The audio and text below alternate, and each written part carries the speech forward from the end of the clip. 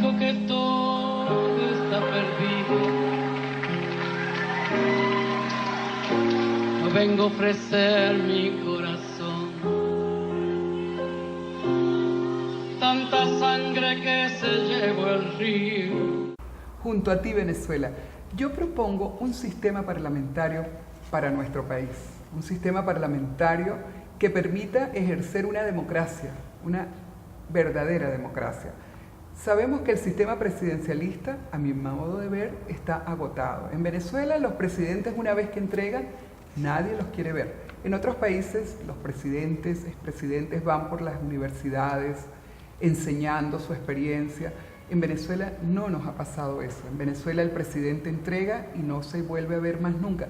Entonces yo creo, César, que esto es una muestra para mí del fracaso del sistema presidencialista, y por eso es que yo propongo un sistema parlamentario, un sistema donde sea, por ejemplo, voy a ponerlo como ejemplo, en el caso de que Venezuela hubiera tenido un presidente cuando Nicolás Maduro ganó, el primer ministro era Nicolás Maduro y el ministro a la sombra es Enrique Capriles, y el primer ministro, cuando no cumple lo acordado en su proyecto, el primer ministro de la sombra, que hubiera sido Enrique Capriles, lo veta. Y con esto sale una figura que no ha cumplido su proyecto ni las propuestas por las cuales llegó al poder. También cuando no se cumplen las propuestas por las que llega un presidente o un ciudadano al poder, se aplica la Constitución Nacional. El 350, el artículo de la Constitución Nacional número 350, determina que el pueblo está en el deber y obligación y derecho de reclamar y no hacer caso cuando se viola la misma Constitución.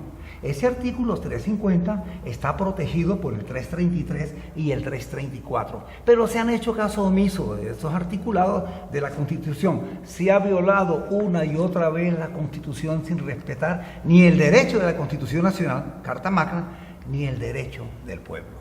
Pues en un sistema parlamentario no se puede violar la Constitución porque se tiene que cumplir. En un sistema presidencialista que se respete también debiera cumplirse la Constitución Nacional. Por encima de esto debe estar siempre el pueblo, que es quien elige a sus gobernantes y quien exige que se respeten sus derechos y que haya justicia sine qua non para todos por igual, para todos en el pueblo. Porque, como sabemos, el país está gobernado por un grupo y ese grupo irrespeta la Constitución Nacional y se ha hecho o cree en ellos que son dueños del país. Pues no son dueños. En Venezuela somos dueños los venezolanos también, los que estamos trabajando y que consideramos en algún momento se respetarán todas las leyes existentes. Aún en un gobierno presidencialista debería de imponerse el criterio de la no reelección, para que haya una variable que le permita al pueblo en una nueva elección seleccionar a otros candidatos y aquel que ha fallado dejarlo por fuera. Pero si ni siquiera eso se está respetando, porque se impone un documento y se le dice al Consejo Nacional Electoral dentro de tantos días y este obedece ciegamente sin considerar que todos los venezolanos estamos inscritos en el padrón electoral y tenemos derecho a voto, sino se impone quiénes van a votar para seguir nosotros gobernando, para no tener ninguna acusación que nos prive de la libertad. En un sistema parlamentario, el primer ministro o un ministro como el ministro de Educación que no cumple con sus proyectos, el ministro de Educación a la sombra le va a vetar al ministro de Educación o va a vetar al ministro de Salud o va a vetar al ministro del Trabajo. O sea, cada ministro va a ser vetado si no cumple. Entonces no podrían darse estos incumplimientos ni a las leyes ni a los proyectos porque automáticamente en un sistema parlamentario sale el que no cumple. Recuerden, nosotros, el pueblo, debemos participar en nuestras decisiones.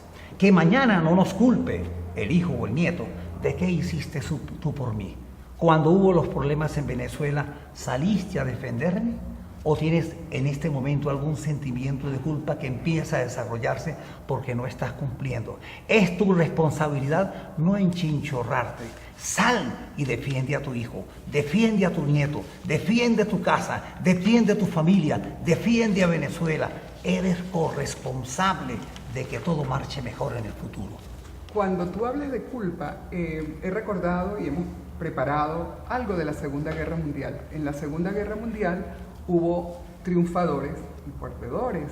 Los aliados ganan en la Segunda Guerra Mundial y el gran perdedor es Alemania. Se firma un acuerdo, que es el Acuerdo de Versalles, una vez finalizada la guerra, y en este acuerdo Alemania se ve comprometida, inclusive, a pagar las deudas, todo lo acometido a los países con los cuales perdió, y incluso es obligada a que pague 6.000 aproximadamente millones de dólares en efectivo, así como toda la capacidad en su flota de armamento. Solamente le quedaba unos barquitos, unas fragatas y unos 100.000 voluntarios, que eso era nada para el país más poderoso en materia armamentista.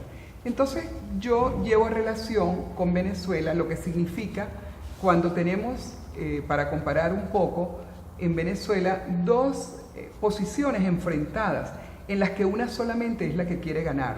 Entonces no hay negociaciones. Todo acuerdo, toda mejoría debe llevar a una negociación que permita la suma. La suma, sí. La suma de todos, porque el país no puede ser una cuarta parte un grupo y los 3/4 partes otro grupo. El pueblo respeta a todo gobierno que se precie de ser justo, a todo gobierno que se precie de estar ayudando al pueblo en toda su magnitud. Pero no podemos, por ejemplo, digo yo, respetar a quien nos niega la medicina. Más de 1.300 personas muertas de promedio en el país, en sus casas, por falta de medicinas. Ni en Haití, país pobre, sucede eso. ¿Por qué nos han negado las medicinas para la vida? No más balas, sí más medicinas, sí más alimentos, sí más respeto, sí más justicia. Cuando estudiamos la Segunda Guerra Mundial, podemos entender que hubo una retaliación para Alemania y que definitivamente Alemania, por ser la perdedora, tenía que pagar todas sus culpas.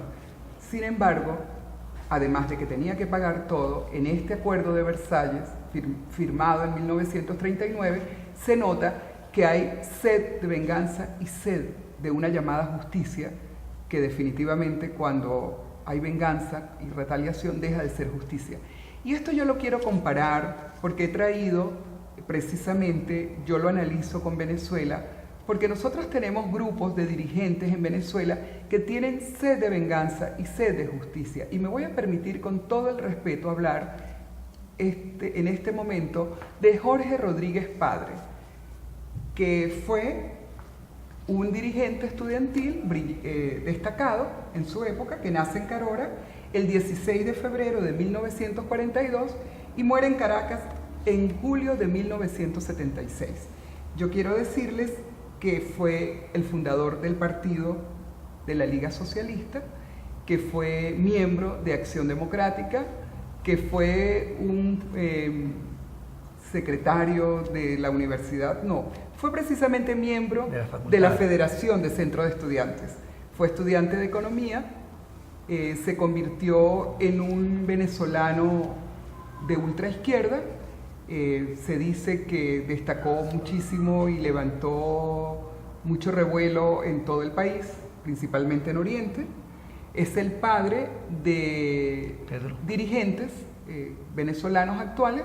Los voy a nombrar con todo el respeto: Jorge Rodríguez, Delcy Rodríguez, un hermano de ellos, Héctor Rodríguez. Y yo en estos momentos quiero ser clara cuando les digo y relaciono la Segunda Guerra Mundial, que se habla de venganza y sed de justicia. Pareciera que los hermanos Rodríguez también tienen una relación de empeño por destruir a Venezuela, por destruirla de una manera. El padre desafortunadamente muere en los calabozos de la DICIP. El fiscal general de ese momento intercede para que en Venezuela se investigue y tengo entendido que los presos fueron, o sea, las personas que asesinaron fueron después, posteriormente, presas. Ahora se está defendiendo a los que caen presos o se está metiendo presos a los que piensan diferente. El respeto implica cero odios. El reconocimiento a la manera de pensar del otro es necesario porque para construir una familia o un país, eso hace mucha falta. Pero si piensas mal y vas preso por ser diferentes tus pensamientos a los míos, las cosas no son justas, Sí. no son justas. Voy a leer, César, me voy a permitir leer esto, que es lo siguiente. Jorge Rodríguez promueve entre 1974 y 1976 una activa campaña de agitación política, particularmente en el oriente del país, figurando como uno de los líderes de la extrema izquierda venezolana. Es arrestado en julio del 76 por funcionarios de la DICIT y muere en uno de sus calabozos. Eso no quisiera yo que se repitiera más nunca, ni en estos momentos, como nos está sucediendo. Ni en ningún momento, sí. Yo recuerdo aquel tema ya que hablabas de Alemania, que cantaba Nino Bravo, ¿lo recuerdas? Ah, sí, Sí. O sea, me encanta ese tema, César. En, Tú lo cantas en siempre. 1962, estando ya divididas las dos Berlines y las dos Alemanias, dos jóvenes decidieron escapar de la Alemania comunista y ganar la libertad. Una madrugada corrieron, pero uno de ellos cayó herido en mitad de la vía que separaba a un Berlín del otro. Más de 50 minutos murió desangrándose. 1962. Esa historia la recogen Herrera y Armenteros, los mismos Los que creadores compusieron de Venezuela, nuestra canción. pieza conocida. Sin conocer a Venezuela. César. Sin conocer, no, sí la conocieron. Sí la conocí. 6 meses estuvo Herrera aquí. Pero antes de hacerla no la conocían. No, sí Sí había la estado ya conocía. acá, sí, cómo no. Ok. Sí, eso él lo cuenta él mismo. Pero lo que quiero decirles es que 10 años después de que muere ese joven, en 1972, Herrera y Armenteros hacen una pieza simbolizando lo que sucedió en el escape desde la Alemania comunista a la Alemania libre por parte de estos jóvenes. ¿La puedo cantar? Claro, es que es Claro que hermosa. sí. Tiene casi 20 años y ya está cansado de soñar, pero tras la frontera está su hogar, su mundo y su ciudad. Piensa que la alambrada solo es un trozo de metal, algo que nunca puede detener sus ansias de volar. Libre como el sol cuando amanece, ya soy libre como el mar. Libre como el ave que escapó de su prisión y puede al fin volar. Libre como el viento que detiene mi lamento y mi pesar. Camino sin cesar en pos de la verdad, ya sabré lo que es al fin la libertad. Y sigue, ¿no? Como la vida y como esta libertad que queremos para Venezuela. Sueña con nosotros, lucha con nosotros. Venezuela también es tuya. Piensa en el futuro, en tus hijos, en tus nietos y defiéndela. Sal a defenderla. Yo quiero que César se despide con esas palabras tan bellas que él tiene. Por favor, nos daría el placer. ¿Recuerdas los abrazos de Año Nuevo? ¿El pesebre compartido en casa? ¿Los juegos de la calle con la pelota de goma? ¿Las quebradas donde nos bañamos? ¿El cine al que asistimos? ¿La iglesia? ¿El amor? ¿La paz? ¿La luz? ¿La libertad? ¿El sol que nos alumbra cada día? ¿La lluvia que alimenta las hojas y las plantas? Permitámonos crecer con los vegetales, con los animales, con la vida, con la libertad y con la paz. Unámonos para conseguir el sueño de nuevo de una Venezuela maravillosa que sea recordada en la historia como recordamos la historia de nuestros libertadores. Dios nos bendice a todos. Amén. Gracias, César. Le damos muchísimas gracias a los que nos ven. Recordamos nuestro Instagram, que es Junto a Ti Venezuela. Allá pueden mandar opiniones o si quieren preguntas, lo que ustedes quieran que nosotros hablemos aquí. Muchísimas gracias y hasta la próxima semana. Hasta luego. Gracias. Hablo por la vida, hablo por